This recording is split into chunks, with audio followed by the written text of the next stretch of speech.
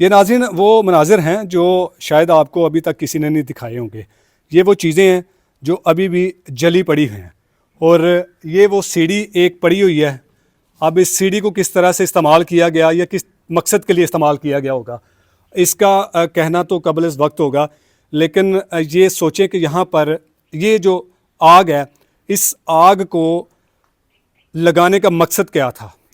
یہ وہ بچی کا چہرہ اس جگہ پر رکھ کے انہوں نے جلایا، اور پھر اس کے بعد اس بچی کو کس طرح بے دردی کے ساتھ جو اس کے جسم کے ٹکڑے تھے ان کو جو چھت جو میں نے آپ کو پچھلی ویڈیو میں دکھایا، اور وہ چھت جو تھی اور کس طرح سے اس بچی کے چہرے کو جلانے کے بعد اس کے جسم کے جو حصے تھے، جو ٹکڑے تھے، وہ اس چھت سے ان لوگوں نے یہاں پر ادھر اس جگہ پر پھینکے، اور یہاں سے پھر وہ آہستہ آہستہ ان جسم کے ٹکڑوں کو ٹھکانے لگاتے رہے.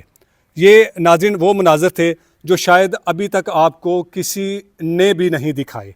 ہماری کوشش تھی کہ ہم زارا کو انصاف دلانے کے لیے ہر وہ حقیقت آپ کے سامنے لے کر آئیں جس کا شاید آپ کو ابھی تک انتظار ہے، اور آپ چاہتے ہیں کہ ان قاتلوں کو دردناک قسم کی سزا دی جائے تاکہ آئندہ کوئی ایسا واقعہ دوبارہ کسی کے ساتھ پیش نہ آئے. تو اجازت چاہوں گا. اللہ نگہبان جی.